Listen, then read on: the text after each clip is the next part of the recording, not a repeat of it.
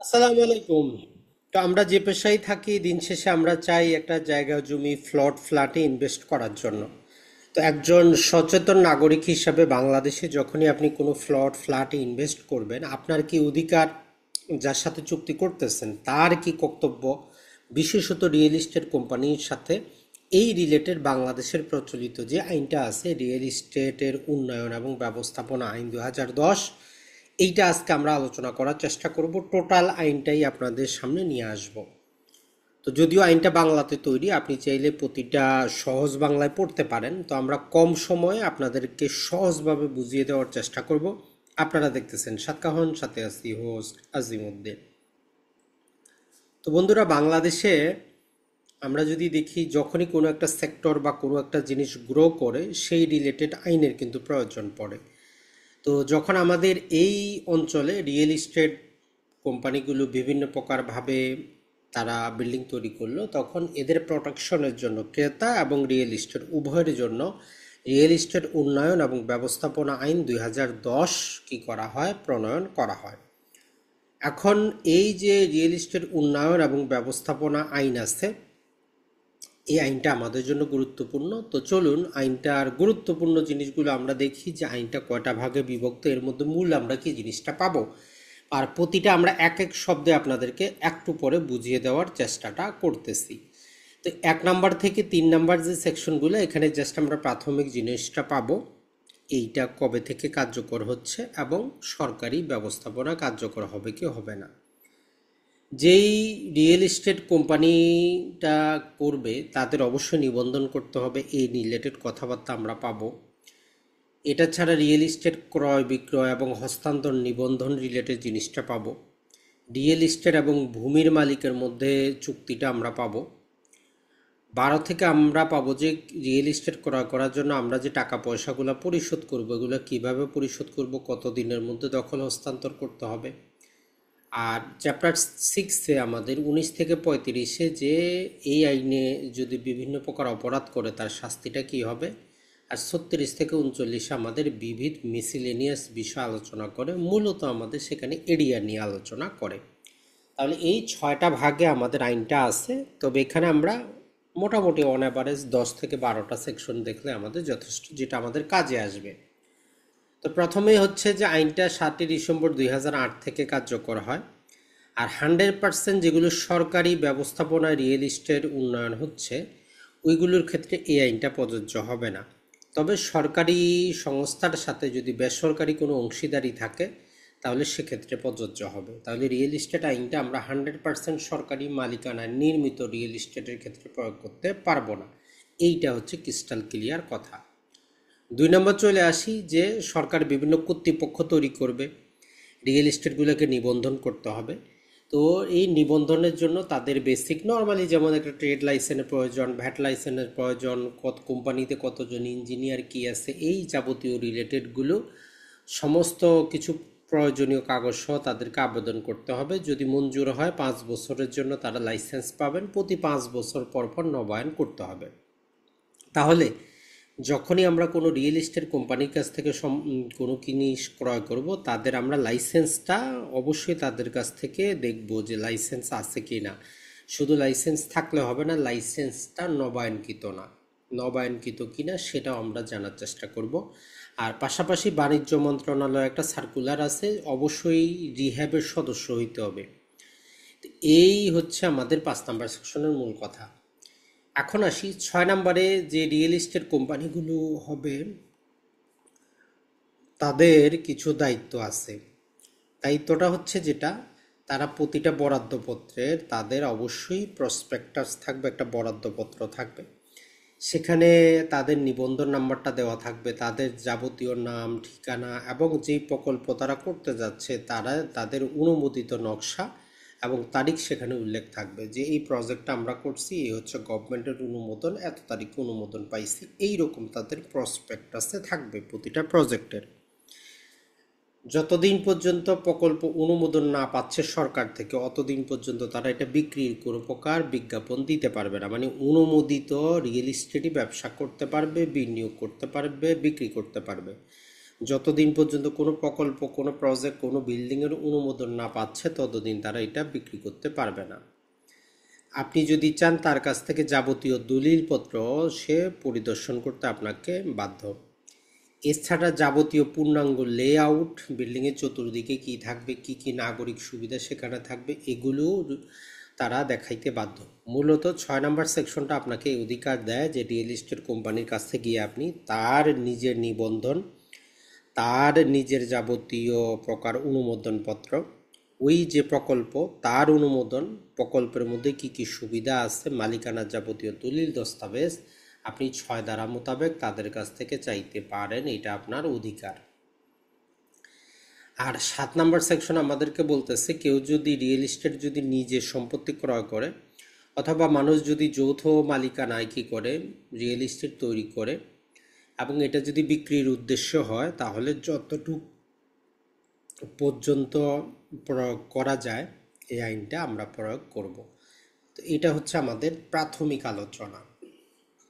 এখন আমরা চলে যাই দ্বিতীয় আলোচনায়, যেটা আমরা চ্যাপ্টার 3-তে পাবো। 8 এবং 9 দুইটা সেকশন আমাদের আছে, যে বিক্রয়, নিবন্ধন এবং হস্তান্তর। এখন এই রিয়েল এস্টেট ক্রয় বিক্রয়ের শর্তাবলীর ক্ষেত্রে যেটা জিনিস বলতেছে যে বরাদ্দপত্রে প্রসপেক্টাস যেটা আছে, বিক্রয়যোগ্য এলাকার বিভাজন সব বিস্তারিত উল্লেখ থাকবে। মানে প্রসপেক্টাসটা দেখলে আপনি বুঝতে পারবেন যে এই রিয়েল এস্টেটের কোন অংশটা বা কোন কোন ফ্লোর রিয়েল এস্টেটের কোন কোন ফ্লোর মালিকের, এইটা স্পষ্টভাবে উল্লেখ করা থাকবে। বিস্তারিত শর্ত চুক্তিতে উল্লেখ থাকতে হবে আপনাদের মধ্যে কি শর্ত হচ্ছে, টোটাল একদম শর্তটা সেখানে উল্লেখ থাকবে। ক্রেতার সম্মতি ছাড়া কোনো ফ্ল্যাট বা প্লট পরিবর্তন করা যাবে না, যদি সম্মতি দেয় তবে পরিবর্তন করা যাবে। চুক্তির বাইরে কোনো অর্থ আদায় করা যাবে না। তো এইটা হচ্ছে যে রিয়েল এস্টেটের বললি আমরা যে তাদের রেসপন্সিবিলিটি বা সীমাবদ্ধতা, তারা স্পষ্ট ক্রিস্টাল ক্লিয়ারলি তাদের কোনটা প্রজেক্ট কয় তালা এসে পাচ্ছে সেটা করবে। আপনার সাথে চুক্তিটা সুস্পষ্ট চুক্তি হবে, আপনার সম্মতি ছাড়া কোনো ফ্ল্যাট পরিবর্তন সে করতে পারবে না, চুক্তির বাইরে কোনো অর্থ নিতে পারবে না। আইনটা কিন্তু আমরা যদি বলি ক্রেতা বান্ধব আইন। এরপরে 9 নম্বরটা হচ্ছে গুরুত্বপূর্ণ, এখানে দলিল সম্পাদন এবং নিবন্ধন রিলেটেড কথাবার্তা বলছে। আপনি যখন সম্পূর্ণ অর্থ পরিশোধ করবেন, এককালীন করেন অথবা কিস্তিতে করেন, 3 বছর 5 বছর মেয়াদে করেন, সম্পূর্ণ অর্থ পরিশোধের 3 মাসের মধ্যে তারা আপনাকে দখল প্রদান করবে, দলিল সম্পাদন করবে, দলিল নিবন্ধন করে দিবে। তাহলে আপনি যে প্রতি মাসে কিস্তি দিচ্ছেন, যখন আপনার কিস্তিটা সম্পূর্ণ হবে, নিয়ম হচ্ছে যে 3 মাসের মধ্যে আপনার দখল প্রদান, দলিল সম্পাদন এবং দলিল নিবন্ধন।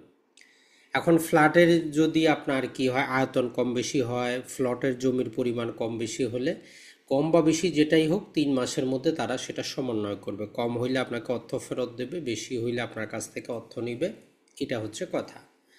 মালিক ও রিয়েল এস্টেটের চুক্তি, রিয়েল এস্টেট বিক্রির যাবতীয় অনুমোদন থাকবে। ভূমির মালিকের সাথে যে চুক্তি হয় ওই চুক্তিতে উল্লেখ করা থাকবে, যাবতীয় অনুমতিপত্র দেওয়া থাকবে। আর যদি ওই চুক্তিতে ক্ষমতা দেওয়া না থাকে তাহলে লিখিত অনুরোধ পাওয়ার পর তখন রিয়েল এস্টেট তাকে লিখিত অনুরোধ করবে যে পাওয়ার দলিল দেওয়ার জন্য 15 দিনের মধ্যে ক্রেতা তাকে দলিল সম্পাদন করে দিতে বাধ্য থাকবেন। যদি ক্রেতা তারপরও না দেন তাহলে রিয়েল এস্টেট কোম্পানি নিজে থেকেই দলিল করে দিতে পারবে, এমনভাবে যেন মালিক তাকে কি করেছেন, ক্ষমতাটা দিয়েছে। মূলত আমরা যতটুকু আইনটা পড়লাম এখন পর্যন্ত, এখানে কথা হচ্ছে যে রিয়েল এস্টেট কোম্পানির সাথে আপনি যে চুক্তি করবেন স্পষ্ট ক্রিস্টাল ক্লিয়ার হবে। রিয়েল এস্টেট কোম্পানি তার আইনগত যাবতীয় ডকুমেন্ট আপনাকে দেখাবে। ভূমির মালিকের সাথে যে চুক্তিটা হবে সেক্ষেত্রে ভূমির মালিক তাকে রিয়েল এস্টেট কোম্পানিকে তার অংশ বিক্রি করার পাওয়ার অফ অ্যাটর্নিটা দিবে। যদি না দেয় রিয়েল এস্টেট কোম্পানি লিখিত অনুরোধ করবে, 15 দিনের মধ্যে পাওয়ার অফ অ্যাটর্নি দিবেন। যদি না দেন তাহলে রিয়েল এস্টেট কোম্পানি ওই পূর্বের দলিলের ক্ষমতা বলেই যে জমিটা বিক্রি করতে পারবে তার অংশটা। এখন চলে আসি আমরা গুরুত্বপূর্ণ যে জিনিসটা, সেটা হচ্ছে যে আরও গুরুত্বপূর্ণ অনেকগুলো জিনিস আছে, মোটামুটি দেখি যে চুক্তি। তো আমাদের চ্যাপ্টার 4, 10 আর 11 দুইটা সেকশন আছে। ভূমির মালিক এবং ডেভেলপারের মধ্যে চুক্তি। আপনার একটা জমি আছে, টাকা পয়সা নেই, উন্নয়ন করবেন, যে কোনো রিয়েল এস্টেটের সাথে চুক্তি করলেন। তো প্রথমে বলতেছে যে কার কত অংশ, চুক্তিতে স্পষ্ট উল্লেখ করবেন যে আপনি কোন ফ্লোর নিচ্ছেন।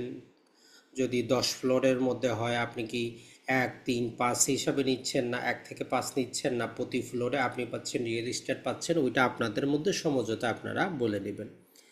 আপনি সেখানে তাকে অবশ্যই সাথে একটা পাওয়ার অফ অ্যাটর্নি দিবেন। কবে কাজ শুরু করবে কবে শেষ করবে সেটা স্পষ্ট উল্লেখ থাকবে, আর সে যাবতীয় কাজ আপনাদের লিখিত চুক্তি মোতাবেক করবে। তাহলে ভূমির মালিক এবং ডেভেলপারের চুক্তির ক্ষেত্রে 4টা জিনিস মনে রাখবো আমরা। কার কত অংশ সুস্পষ্ট থাকবে, পাওয়ার অফ অ্যাটর্নি দিতে হবে, কবে কাজ শুরু হবে কবে শেষ হবে শর্ত মোতাবেক সে কাজ করবে। এখন আসি আমরা রিয়েল এস্টেট এর সুবিধা এবং তার যে মানগুলো আছে।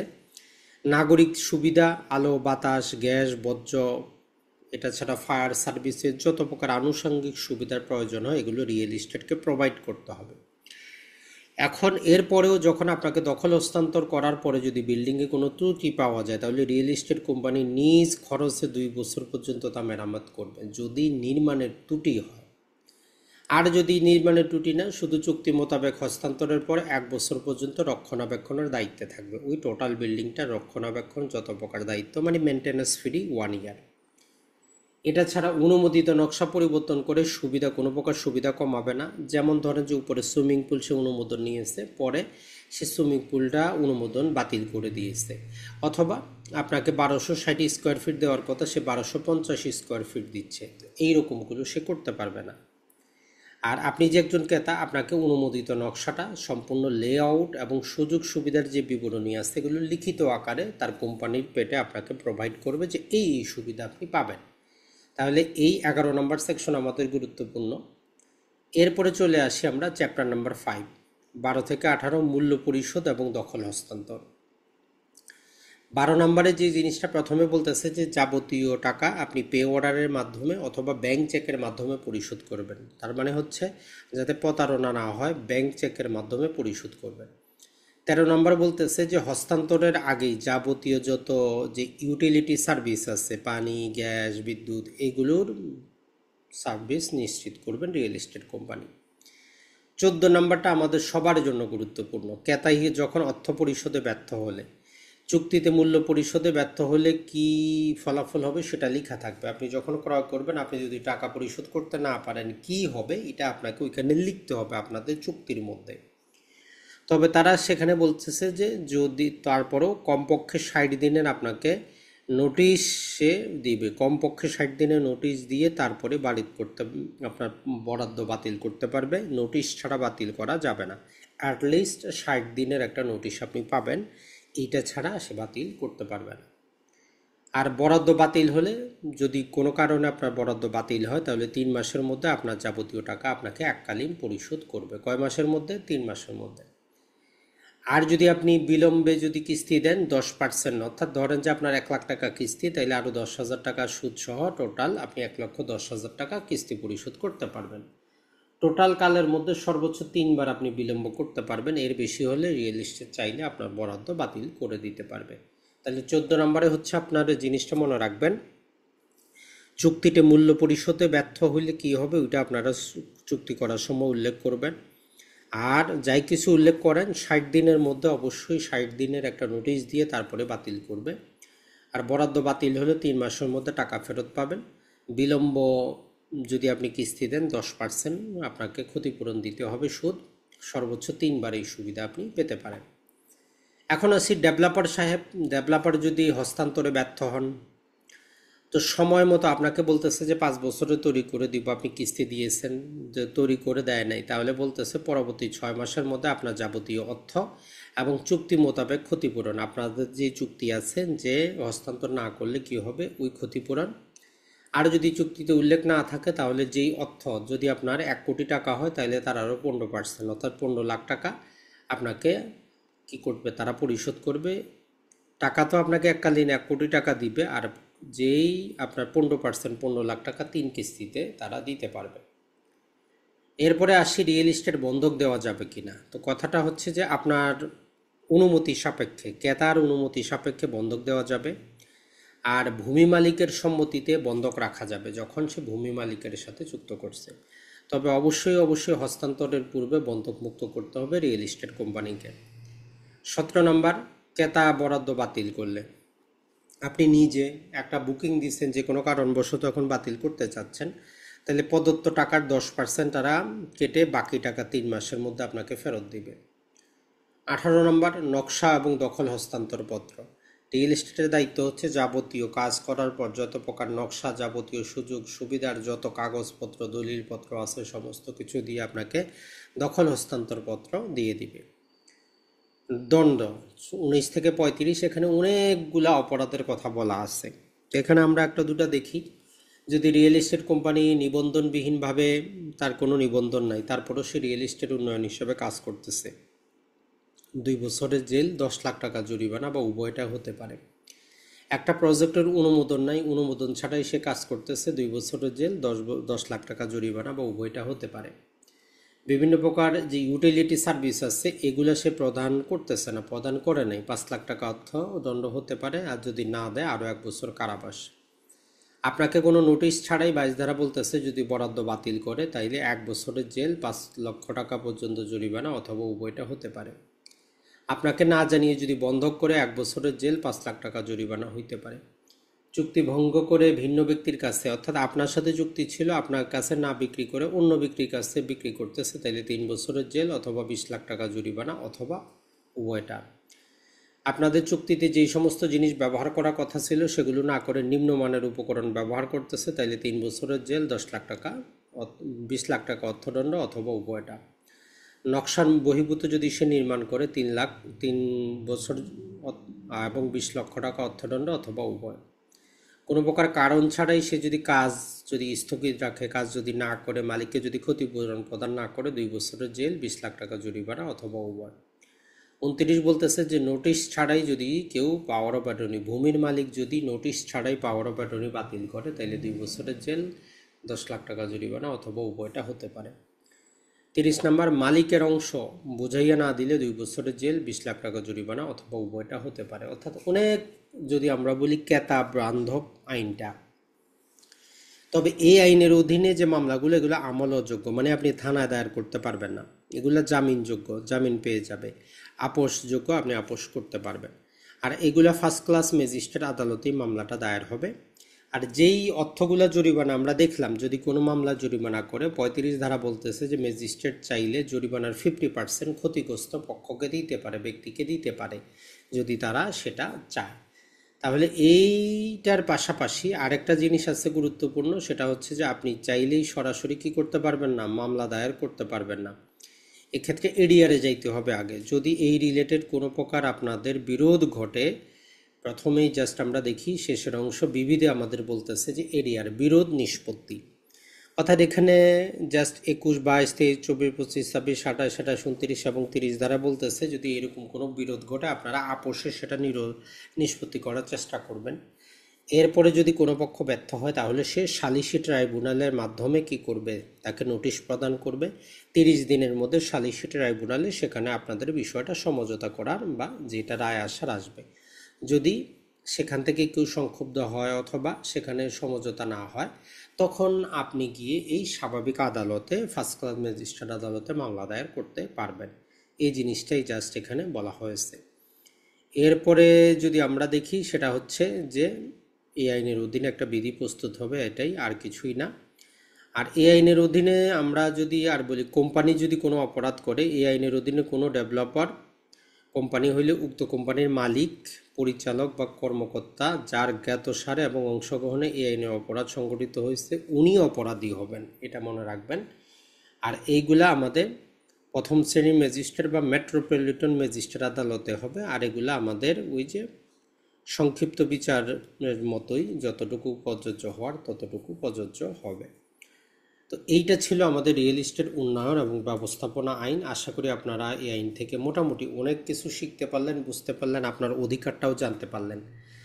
আর এই রিলেটেড যদি আরও ভিডিও দেখতে চান কীভাবে রিয়েল এস্টেটে বিনিয়োগ করবেন, ফ্ল্যাটের খরচ কত, তাহলে আমাদের চ্যানেলটাতে অসংখ্য ভিডিও আছে, সেগুলো দেখতে পারেন। আসসালামু আলাইকুম, ভালো থাকবেন।